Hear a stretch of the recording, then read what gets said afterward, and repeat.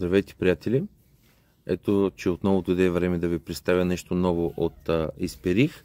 Изперитус Шери Quarter Cask Finish.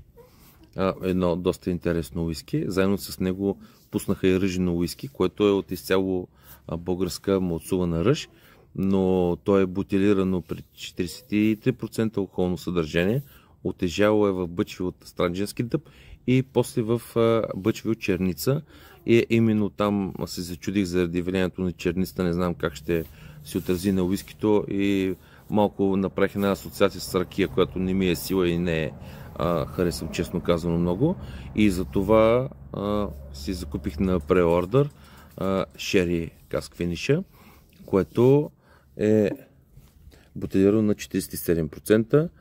Ето, 3 години отлежал в обгорени американски бъчви от американски дъб, извинявам се, и 5 месеца в Oloroso Sherry Cask, което предава една доста интересна сладост на уискито. Както винаги, няма филтрация, няма манипулация на цвета. Хората продължават да се развиват добре, да ни предлагат нови неща, за което адмирации.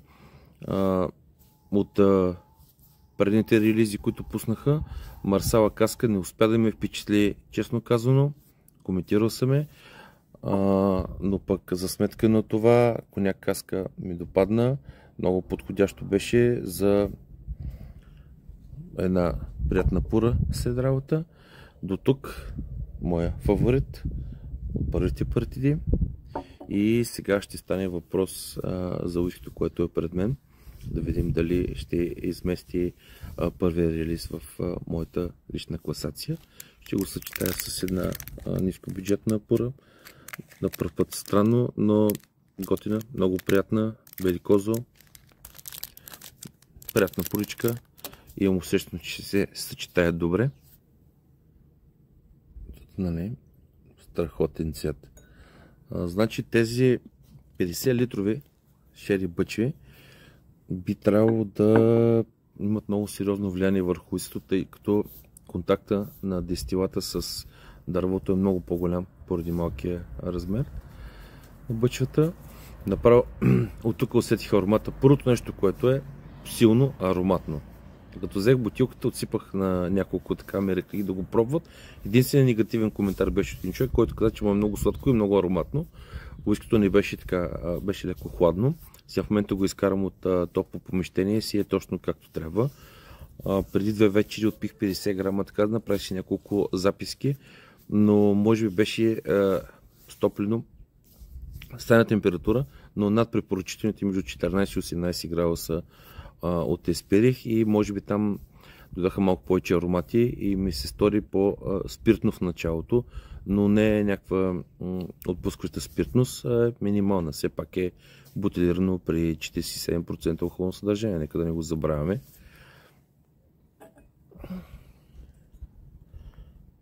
Ето може да видите какъв плътен, хубав цвят. Уискито е с много готина плътност.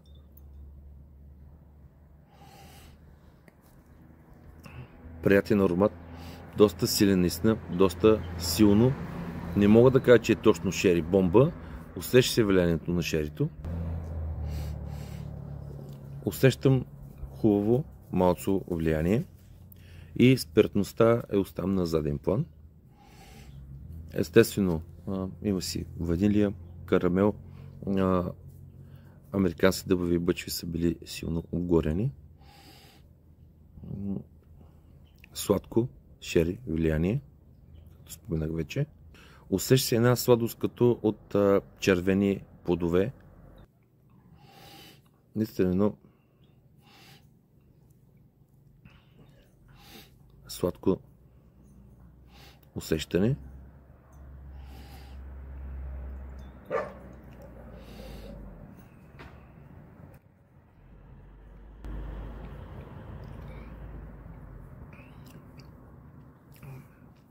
Тази сладост се развива и във вкуса. Сладко, шери, но е може би прекалено силно ли, как да се изразя. Не може да разгърне пълния си потенциал. По-скоро силно заблуждаващо и приковаващо нашите възприятия.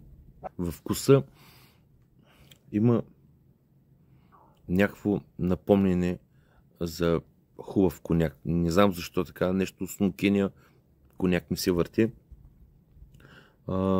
Един от хората, на които дадах, също така казва, нещо конячено ми идва. Не знам защо така, откъде е тази асоциация, но точно така ми идва. Среден финал. С една лека дървесност, но не е неприятна, а по-скоро завършваща вкуса. Принципно, когато има по-изявена дървесност, на мен не ми допада, докато тук е доста балансирана.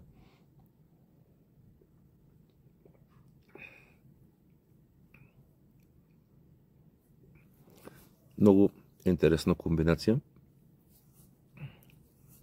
Се получава аромат с вкус. Наистина в финала топъл, приятен, сладък, опалено, сладко. Това е сладко и ароматно уиски.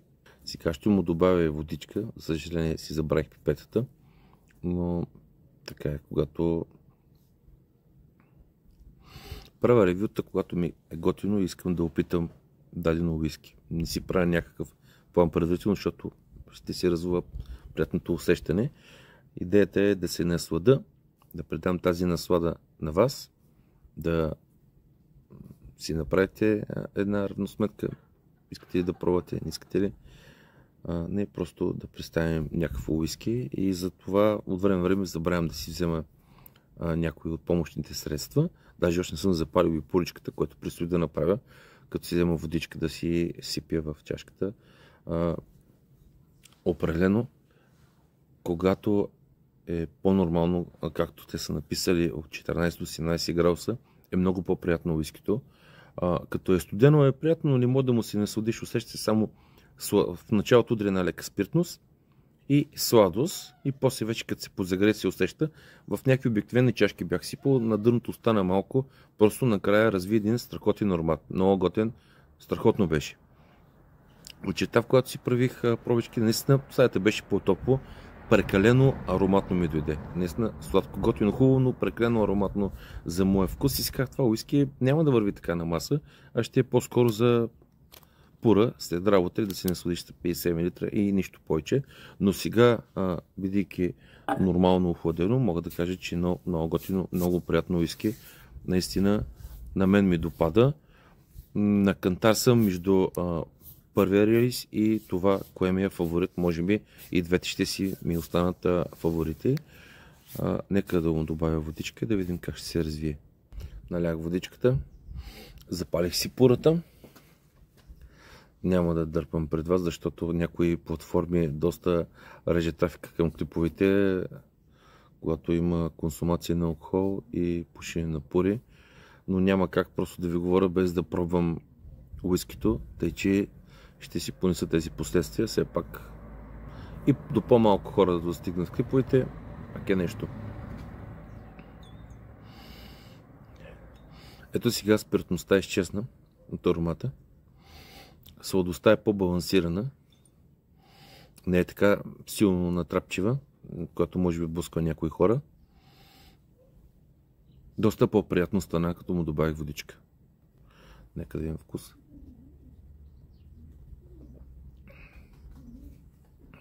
Сладостта си има, приятна, балансирана. Може би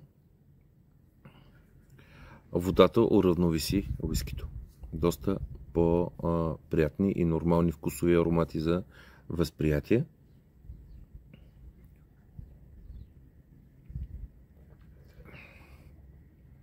Да, доста по-приятно. Финала се скъси, но стана по-сладък. Дървесността намаля. Няма никаква пикантност, нищо. Доста добре. Предполагам, че втория релиз, който за втори път напълна тези 50 литрови бурита, вкусовите аромати ще са много по-балансирани и тогава ще си закупя още една бутилка от това, задължително. От първия, макар че се чуда, влазне ме да взема още една, но няма да взимам. Ще си взема от второто пускане. Тогава мисля, че уискито ще бъде доста по-балансирано и по-лесно за консумация от хора, които не харесват толкова сладките, за да може в една приятна компания да му се насладим. Не искам да бъда егоист, да взимам си, които само на мен ми харесват. Нека хората, с които се събираме, да се насладят. С пората се съчета добре. Чета много коментари в интернет, където хората питат, няма ли да пуснат тестинг ботълчета малки. Аз също ще отправя този въпрос, защото не иска да рискувам да взема ръща, но ако имаше тестер, бих си го закупил, за да пробвам и да преценя дали е моето или не. Няма смисъл да дам 50 лева за уиски, което може да се окаже, че не е моето. Тук се впуснах и рискувах на шерито, което е малко по-скъпо от другото. Нали, естествено и процент алкохолно съдържание е по-висок, но като цяло поздравления за екипа на Исперих. Страхотни сте, невероятни. Продължавайте същия дух да създавате такива качествени питията, за да може ние да им се радваме. Хубаво е в България да се развиват тези, както може да правим хубава ракия, защото да не правим и хубави уиските в България. Все пак ние сме доста сериозна нация, когато искаме. И така, поздравления за хората, създали това хубаво уиски. От мен това беше. Ако имате въпроси, очаквам в коментарите и на лични. Довиждане.